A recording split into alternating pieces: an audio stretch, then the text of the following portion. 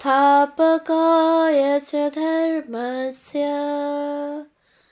सर्वधर्मस्वरूपिणे अवतारवरिष्ठाय रामकृष्णाय ते नमः। শ্রী শ্রী রামকৃষ্ণ কথামৃত দ্বিতীয় খণ্ড। তব কথামৃতং তপ্ত জীবনং কবিভিড়িরিতং কলমশাপহম শ্রবণমঙ্গলং শ্রীমদাততং ভুবি গৃণন্তি ये ভুরিদা জনা। শ্রীমদ্ভাগবত গোপীগীতা, পৃষ্ঠা সংখ্যা 788, 1885, 6 এপ্রিল। দ্বাদশ পরিচ্ছেদ, দেবেন্দ্রের বাড়িতে ভক্ত সঙ্গে। শ্রী রামকৃষ্ণ দেবেন্দ্রের বাড়ির বৈঠকখানায় ভক্তের মজলিস করিয়া বসিয়া আছেন। বৈঠকখানার ঘরটি একতলায়। সন্ধ্যা হইয়া গিয়াছে, ঘরে আলো জ্বলিতেছে। ছোট নরেন, রাম, মাস্টার, গিরিশ, দেবেন্দ্র, অক্ষয়, উপেন্দ্র ইত্যাদি অনেক ভক্তেরা কাছে বসিয়া আছেন। ঠাকুর একটি ছোকরা ভক্তকে দেখিতেছেন ও আনন্দে ভাসিতেছেন। তাহাকে উদ্দেশ্য করিয়া ভক্তদের বলিতেছেন, তিনটে এর একেবারেই নাই, যাতে সংসারে বদ্ধ করে: জমি, টাকা আর স্ত্রী। ওই তিনটি জিনিসের উপর মন রাখতে গেলে ভগবানের উপর মনের যোগ হয় না। এ কি আবার দেখেছিল? ভক্তটির প্রতি: বলতরে কি দেখেছিলি? কামিনী কাঞ্চন ত্যাগ ও ব্রহ্মানন্দ। ভক্ত সহাস্যে: দেখলাম কতকগুলো গুয়ের ভাঁড়। কেউ ভাঁড়ের উপর বসে আছে, কেউ কিছু তফাতে বসে আছে। শ্রী রামকৃষ্ণ: সংসারী লোক যারা ঈশ্বরকে ভুলে আছে, তাদের ওই দশা এ দেখছে, এ দেখেছে, তাই মন থেকে এর সব ত্যাগ হয়ে যাচ্ছে। কামিনী কাঞ্চনের উপর থেকে যদি মন চলে যায়, আর ভাবনা কি? উহ, কি আশ্চর্য! আমার তো কত জপ ধ্যান করে তবে গিয়েছিল। এর একবারে এত শীঘ্র কেমন করে মন থেকে ত্যাগ হলো? কাম চলে যাওয়া কি সহজ ব্যাপার? আমারই 6 মাস পরে বুক কি করে এসেছিল। তখন গাছতলায় পড়ে কাঁদতে লাগলাম। বললাম, মা, যদি তা হয় তাহলে গলায় ছুরি দিব।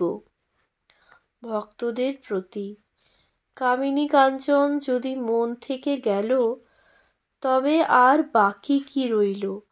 তখন কেবল ব্রহ্মানন্দ। শশী তখন সবে ঠাকুরের কাছে যাওয়া আসা করিতেছেন। তিনি তখন বিদ্যাসাগরের কলেজে BA প্রথম বৎসর পড়েন।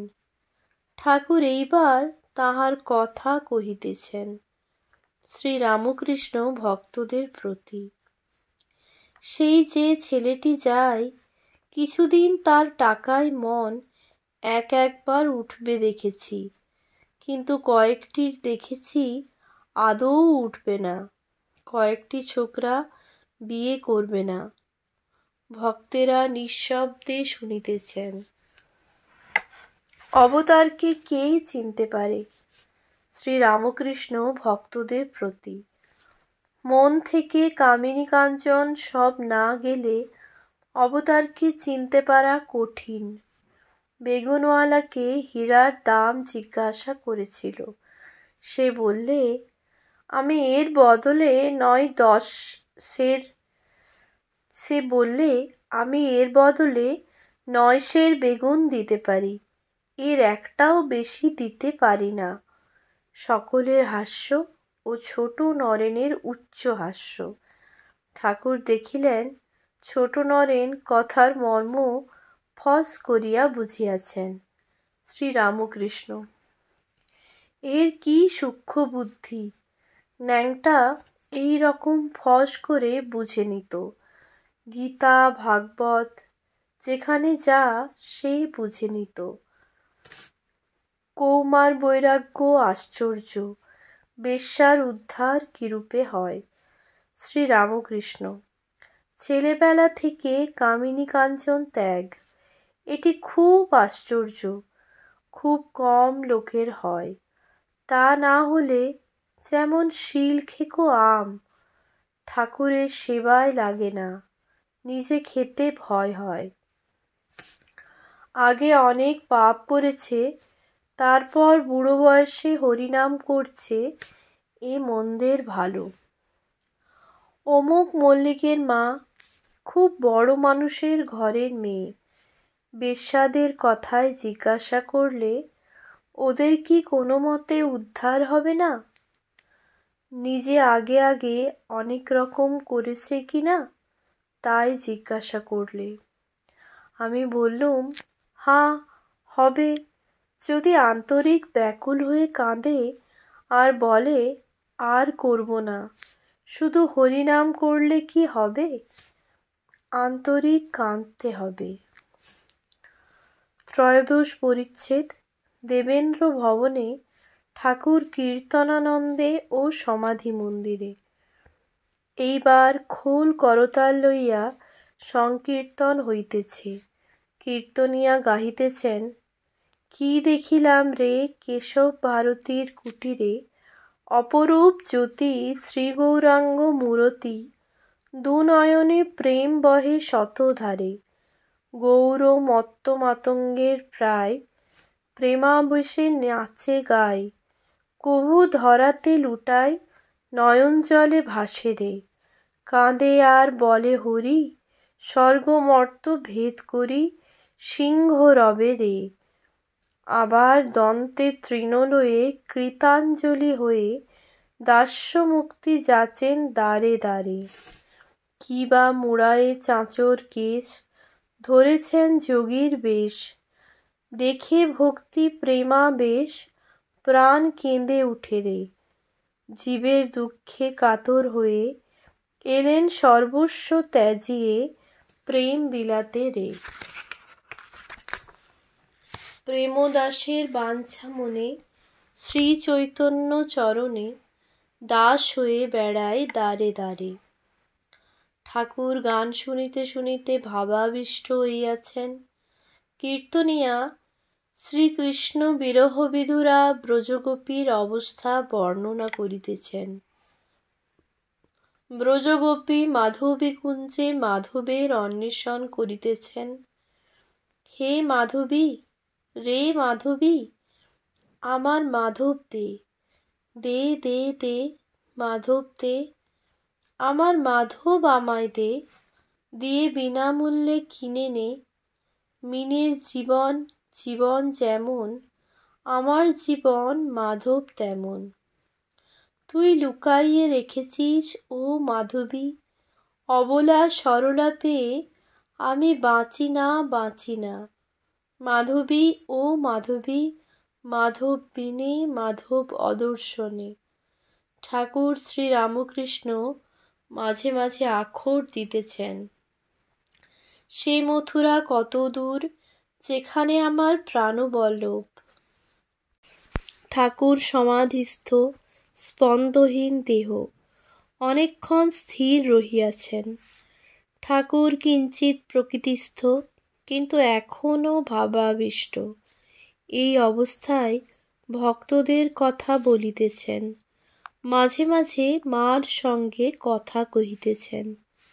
শ্রীরামকৃষ্ণ ভাবস্থ, মা, তাকে টেনে নিও, আমি আর ভাবতে পারি না। মাস্টারের প্রতি, তোমার সম্বন্ধী, তার দিকে একটু মন আছে। গিরিশের প্রতি, তুমি গালাগাল খারাপ কথা অনেক বলো, তা হোক, ওসব বেরিয়ে যাওয়াই ভালো। বদরক্ত রোগ কারুর আছে, যত বেরিয়ে যায় ততই ভালো। উপাধি নাশের সময়ই শব্দ হয়, কাঠ পোড়াবার সময় চড়চড় শব্দ করে। সব পুড়ে গেলে আর শব্দ থাকে না।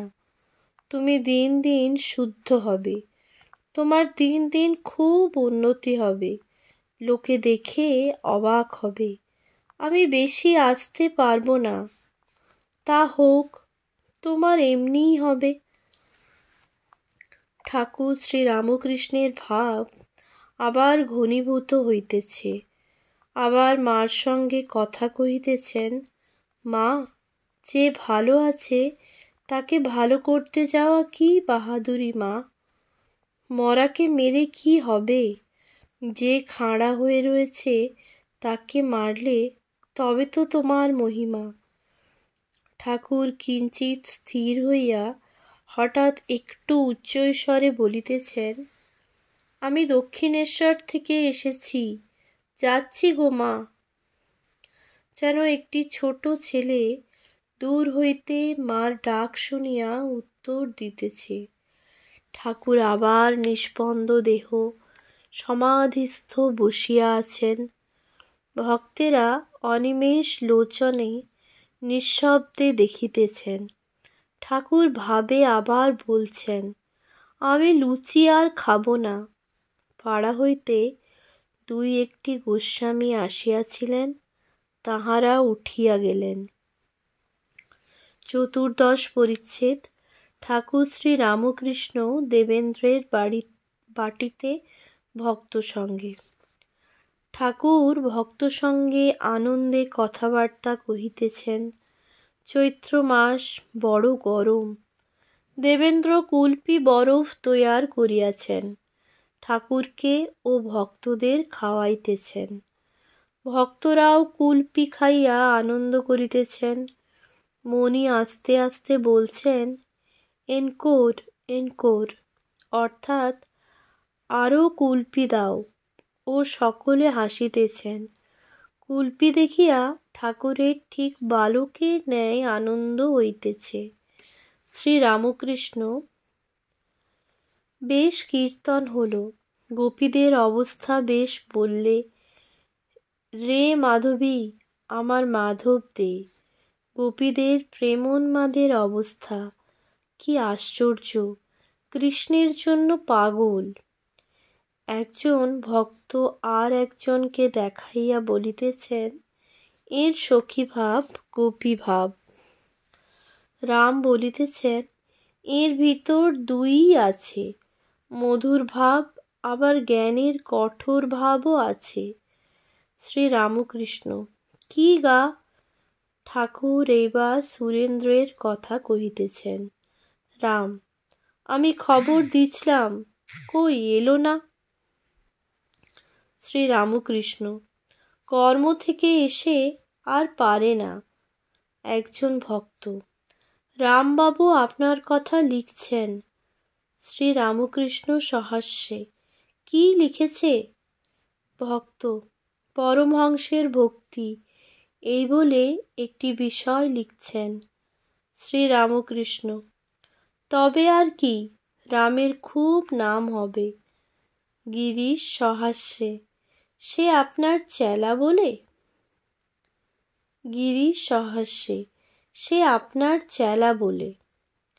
শ্রীরামকৃষ্ণ, আমার চেলা টেলা নাই, আমি রামের দাসানুদাস। পাড়ার লোকেরা কেহ কেহ আসিয়াছিলেন, কিন্তু তাহাদের দেখিয়া ঠাকুরের আনন্দ হয় নাই। ঠাকুর একবার বলিলেন, এ কি পাড়া, এখানে দেখছি কেউ নাই। দেবেন্দ্র এইবার ঠাকুরকে বাড়ির ভিতর লইয়া যাইতেছেন। সেখানে ঠাকুরকে জল খাওয়াইবার আয়োজন হইয়াছে। ঠাকুর ভিতরে গেলেন। ঠাকুর সহাস্যবদনে বাড়ির ভিতর হইতে ফিরিয়া আসিলেন ও আবার বৈঠকখানায় উপবিষ্ট হইলেন। ভক্তেরা কাছে বসিয়া আছেন। শ্রী উপেন্দ্রনাথ মুখোপাধ্যায় ঠাকুরের ভক্ত ও বসুমতীর স্বত্বাধিকারী ও শ্রী অক্ষয় কুমার সেন ঠাকুরের ভক্ত ও কবি। ইনি শ্রী শ্রী রামকৃষ্ণ পুঁথি লিখিয়া চিরস্মরণীয় হইয়াছেন। বাঁকুড়া জেলার অন্তঃপাতি ময়নাপুর গ্রাম ইহার জন্মভূমি। ঠাকুরের দুই পার্শ্বে বসিয়া পদসেবা করিতেছেন। ঠাকুর দেবেন্দ্রের বাড়ির মেয়েদের কথা বলিতেছেন।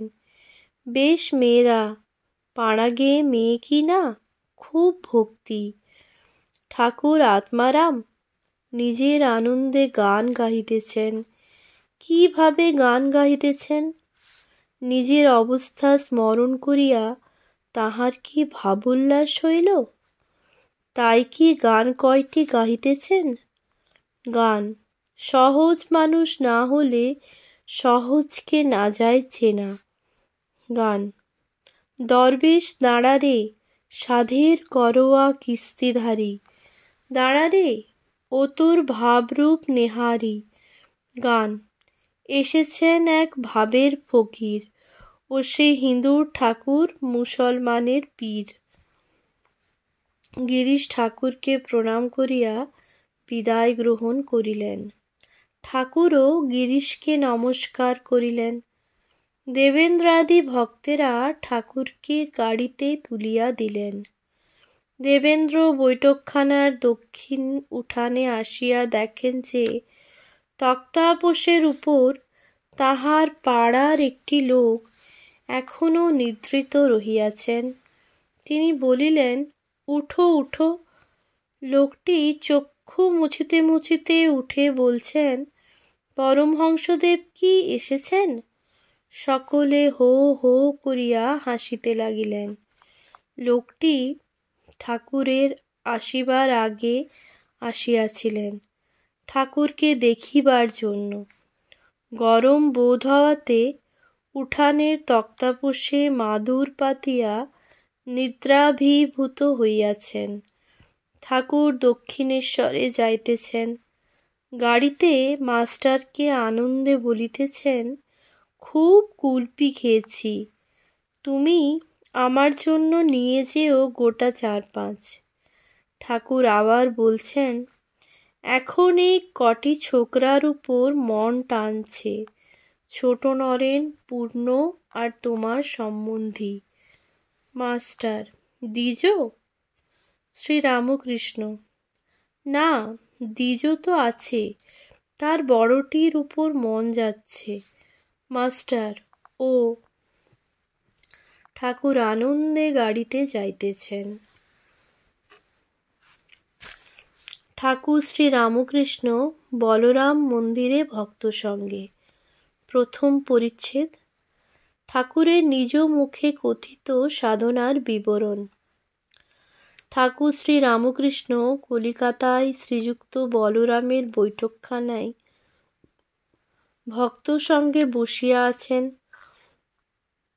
গিরিশ, মাস্টার, বলরাম, ক্রমে ছোট নরেন, পল্টু, দ্বিজ, পূর্ণ, মহেন্দ্র মুখুজ্জে ইত্যাদি অনেক ভক্ত উপস্থিত আছেন। ক্রমে ব্রাহ্ম সমাজের শ্রীযুক্ত ত্রৈলোক্য সান্যাল, জয়গোপাল সেন প্রভৃতি অনেক ভক্ত আসিলেন। মেয়ে ভক্তেরা অনেকেই আসিয়াছেন। তাহারা চিকের আড়ালে বসিয়া ঠাকুরকে দর্শন করিতেছেন। মোহিনীর পরিবারও আসিয়াছেন, পুত্রশোকে উন্মাদের ন্যায়। তিনি ও তাহার ন্যায় সন্তপ্ত অনেকেই আসিয়াছেন, এই বিশ্বাস যে ঠাকুরের কাছে নিশ্চয়ই শান্তিলাভ হইবে। আজ 1 বৈশাখ, চৈত্র কৃষ্ণা ত্রয়োদশী, 12 এপ্রিল 1885 খ্রিস্টাব্দ, বেলা 3টা হইবে। মাস্টার আসিয়া দেখিলেন ঠাকুর ভক্তের মজলিস করিয়া বসিয়া আছেন ও নিজের সাধনা বিবরণ ও নানাবিধ আধ্যাত্মিক অবস্থা বর্ণনা করিতেছেন। মাস্টার আসিয়া ঠাকুরকে ভূমিষ্ঠ হইয়া প্রণাম করিলেন ও তাহার আদেশে তাহার কাছে আসিয়া বসিলেন। শ্রী রামকৃষ্ণ ভক্তদের প্রতি। সেই সময় সাধনার সময়ে ধ্যানে দেখতে পেতাম সত্য সত্য একজন কাছে শূল হাতে করে বসে আছে, ভয় দেখাচ্ছে যদি ঈশ্বরের পাদপদ্মে মন না রাখি শূলের বাড়ি আমায় মারবে, ঠিক মন না হলে বুক যাবে। নিত্য লীলাযোগ, পুরুষ প্রকৃতি বিবেক যোগ। কখনো মা এমন অবস্থা করে দিতেন যে নিত্য থেকে মন লীলায় নেমে আসত, আবার কখনো লীলা থেকে নিত্যে মন উঠে যেত। যখন লীলায় মন নেমে আসত কখনো সীতারামকে রাত দিন চিন্তা করতাম, আর সীতারামের রূপ সর্বদা দর্শন হতো। রামলালাকে, রামের অষ্টধাতু নির্মিত ছোট বিগ্রহ নিয়ে সর্বদা বেড়াতাম, কখনো নাওয়াতাম, কখনো খাওয়াতাম, আবার কখনো রাধাকৃষ্ণের ভাবে থাকতাম, ওই রূপ সর্বদা দর্শন হতো। আবার কখনো গৌরাঙ্গের ভাবে থাকতাম, দুই ভাবের মিলন, পুরুষ ও প্রকৃতি ভাবের মিলন। এই অবস্থায় সর্বদাই গৌরাঙ্গের রূপ দর্শন হতো। আবার অবস্থা বদলে গেল, তখন লীলা ত্যাগ করে নিত্যতে মন উঠে গেল। সজনে তুলসী সব এক বোধ হতে লাগলো, ঈশ্বরীয় রূপ আর ভালো লাগলো না। বললাম, কিন্তু তোমাদের বিচ্ছেদ আছে। তখন তাদের তলায় রাখলাম। ঘরে যত ঈশ্বরীয় পট বা ছবি ছিল সব খুলে ফেললাম। কেবল সেই অখণ্ড সচ্চিদানন্দ, সেই আদি পুরুষকে চিন্তা করতে লাগলাম। নিজে দাসী ভাবে রইলুম, পুরুষের দাসী। আমি সব রকম সাধন করেছি। সাধনা 3 প্রকার: সাত্ত্বিক, রাজসিক, তামসিক। সাত্ত্বিক সাধনায় তাকে ব্যাকুল হয়ে ডাকে বা তার নামটি শুদ্ধ নিয়ে থাকে, আর কোনো ফলাকাঙ্ক্ষা নাই। রাজসিক সাধনে নানা রকম প্রক্রিয়া, এতবার পুরুষচরণ করতে হবে, এত তীর্থ করতে হবে, পঞ্চতপা করতে হবে, ষোড়শোপচারে পূজা করতে হবে ইত্যাদি। তামসিক সাধন তমগুণ আশ্রয় করে সাধন। জয় কালী, কি তুই দেখা দিবিনি? এই গলায় ছুরি দেব যদি দেখা না দিস। এ সাধনায় শুদ্ধাচার নাই, যেমন তন্ত্রের সাধন। সে অবস্থায়, সাধনার অবস্থায় অদ্ভুত সব দর্শন হতো। আত্মার রমণ প্রত্যক্ষ দেখলাম। আমার মতো রূপ একজন আমার শরীরের ভিতর প্রবেশ করলে, আর ষটপদ্মের প্রত্যেক পদ্মের সঙ্গে রমণ করতে লাগলো। ষটপদ্ম মুদিত হয়েছিল, টক টক করে রমণ করে আর একটি পদ্ম প্রস্ফুটিত হয় আর ঊর্ধ্বমুখ হয়ে যায়। এইরূপে মূলাধার, স্বাধিষ্ঠান, অনাহত, বিশুদ্ধ, আজ্ঞাপদ্ম, সহস্রার সকল পদ্মগুলি ফুটে উঠল, আর নিচে মুখ ছিল, ঊর্ধ্বমুখ হলো, প্রত্যক্ষ দেখলাম। ধ্যানযোগ সাধনা। নিবাত নিষ্কম্পমিব প্রদীপম। সাধনার সময় আমি ধ্যান করতে করতে আরোপ করতাম প্রদীপের শিখা। যখন হাওয়া নাই, একটুও নড়ে না, তার আরোপ করতাম। গভীর ধ্যানে বাহ্য জ্ঞান শূন্য হয়, একজন ব্যাত পাখি মারবার জন্য তাক করছে। কাজ দিয়ে বর চলে যাচ্ছে, সঙ্গে বরযাত্রীরা। কত রোশনাই, বাজনা, গাড়ি ঘোড়া কতক্ষণ ধরে কাজ দিয়ে চলে গেল। ব্যাধের কিন্তু হুঁশ নাই, সে জানতে পারল না যে কাজ দিয়ে বর চলে গেল। একজন একলা একটি পুকুরের ধারে মাছ ধরছে।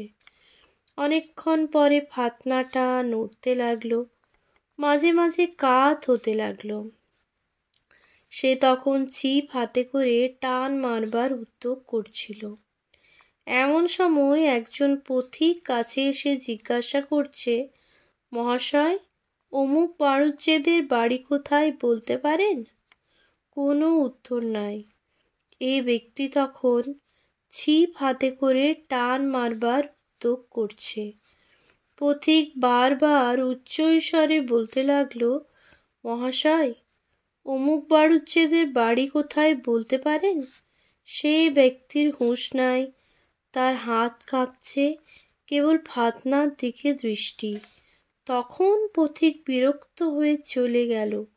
সে অনেক দূরে চলে গেছে। এমন সময় ফাতনাটা ডুবে গেল, আর ও ব্যক্তি টান মেরে মাছটাকে আড়াই তুললে। তখন গামছা দিয়ে মুখ পুছে চিৎকার করে পথিককে ডাকছে, ওহে, শোনো শোনো। পথিক ফিরতে চায় না।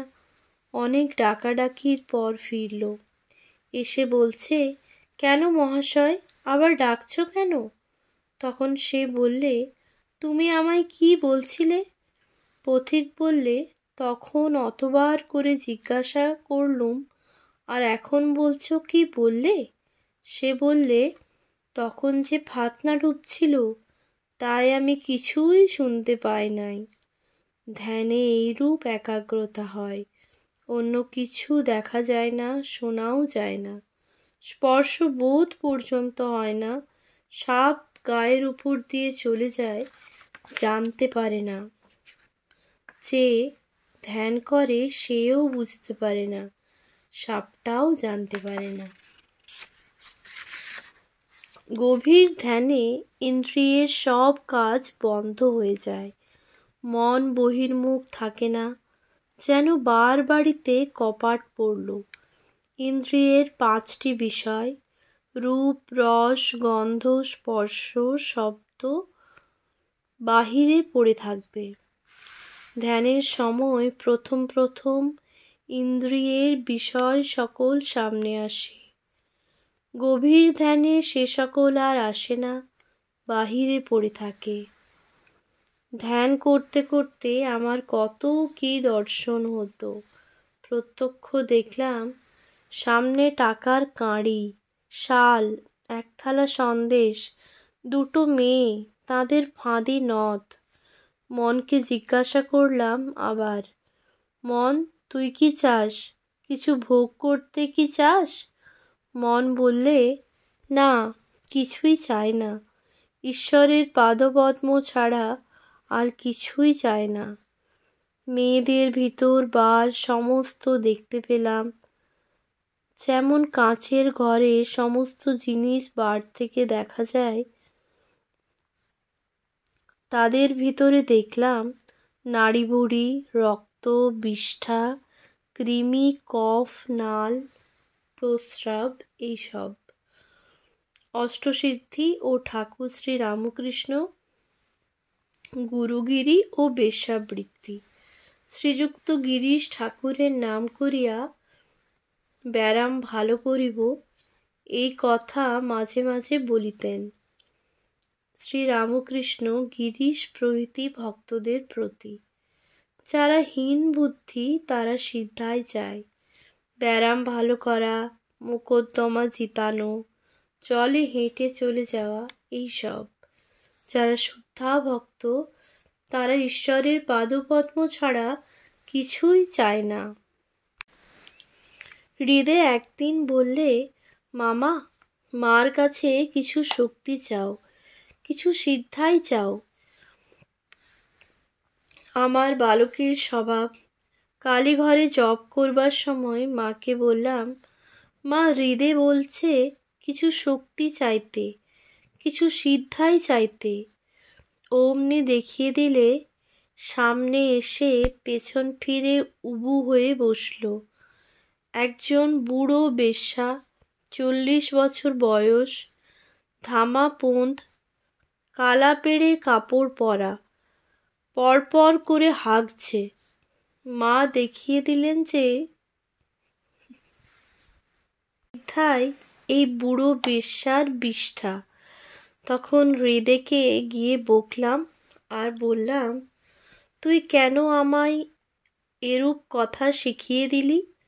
তোর জন্যই তো আমার এরূপ হলো। যাদের একটু সিদ্ধায় থাকে তাদের প্রতিষ্ঠা, লোকমান্য এইসব হয়।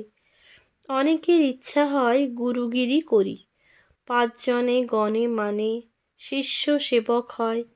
লোকে বলবে, গুরুচরণের ভাইয়ের আজকাল বেশ সময়, কত লোক আসছে যাচ্ছে, শিষ্য সেবক অনেক হয়েছে, ঘরে জিনিসপত্র থই থই করছে, কত জিনিস কত লোক এনে দিচ্ছে। সে যদি মনে করে তার এমন শক্তি হয়েছে যে কত লোককে খাওয়াতে পারে, গুরুগিরি বেশ্যাগিরির মতো।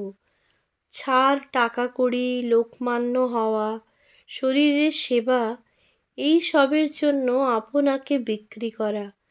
যে শরীর মন আত্মার দ্বারা ঈশ্বরকে লাভ করা যায়, সেই শরীর মন আত্মাকে সামান্য জিনিসের জন্য এরূপ করে রাখা ভালো নয়।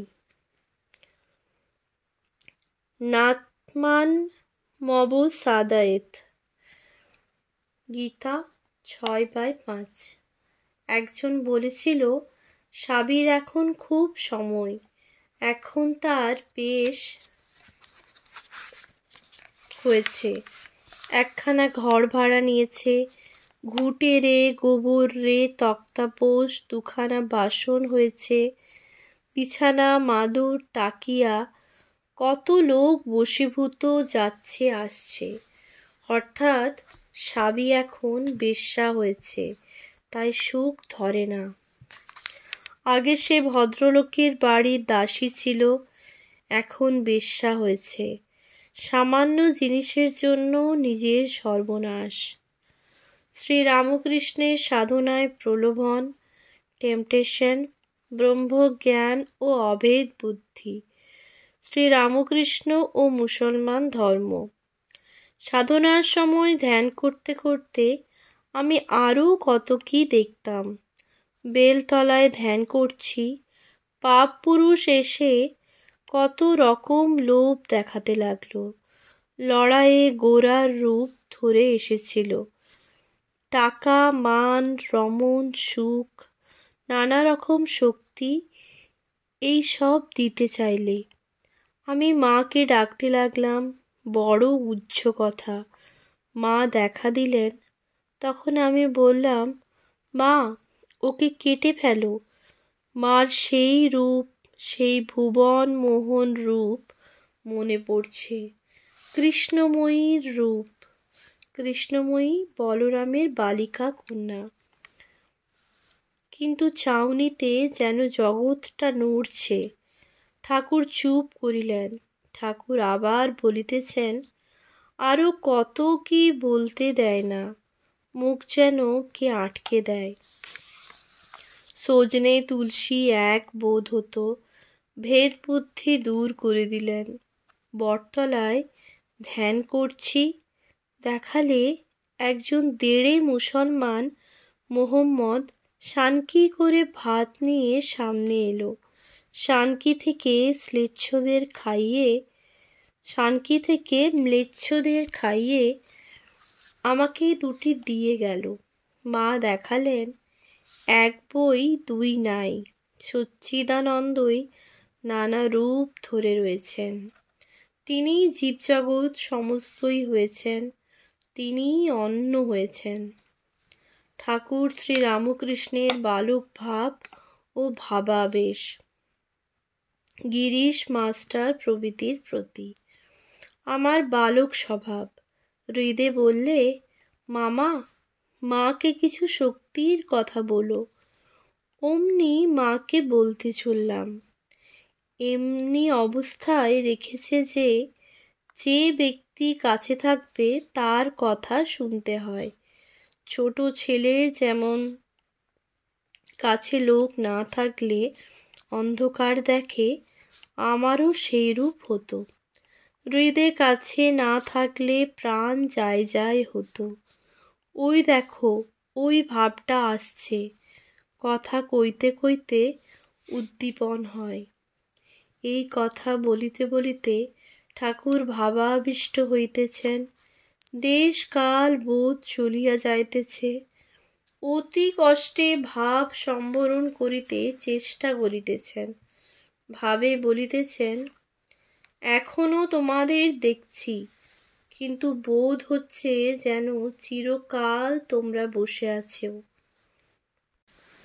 কখন এসেছো, কোথায় এসেছো, এসব কিছু মনে নাই। ঠাকুর কিয়ৎকাল স্থির হইয়া রহিলেন। কিঞ্চিৎ প্রকৃতিস্থ হইয়া বলিতেছেন, জল খাব। সমাধিভঙ্গের পর মন নামাইবার জন্য ঠাকুর এই কথা প্রায় বলিয়া থাকেন। গিরিশ নূতন আসিতেছেন, জানেন না, তাই জল আনিতে উদ্যত হইলেন।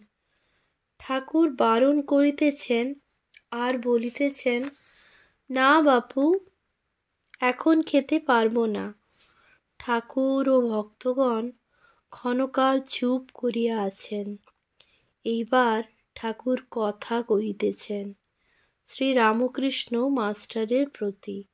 হ্যাঁ গা, আমার কি অপরাধ হলো এসব গুচ্ছ কথা বলা? শ্রীরামকৃষ্ণ মাস্টারের প্রতি, হ্যাঁ গা, আমার কি অপরাধ হলো এসব গুচ্ছ কথা বলা? মাস্টার কি বলিবেন, চুপ করিয়া আছেন। তখন ঠাকুর আবার বলিতেছেন, না, অপরাধ কেন হবে? আমি লোকের বিশ্বাসের জন্য বলেছি। কিয়ৎ পরে যেন কত অনুনয় করিয়া বলিতেছেন, ওদের সঙ্গে দেখা করিয়ে দেবে, অর্থাৎ পূর্ণের সঙ্গে। মাস্টার সংকুচিতভাবে, আজ্ঞে, এক্ষুনি খবর পাঠাবো। শ্রীরামকৃষ্ণ সাগ্রহে, ওইখানে খুঁটে মিলছে। ঠাকুর কি বলিতেছেন যে অন্তরঙ্গ ভক্তদের ভিতর পূর্ণ শেষ ভক্ত, তাহার পর প্রায় কেহ নাই। ওম শান্তি শান্তি শান্তি। হরি ওম তৎসৎ। শ্রীরামকৃষ্ণার্পণমস্তু।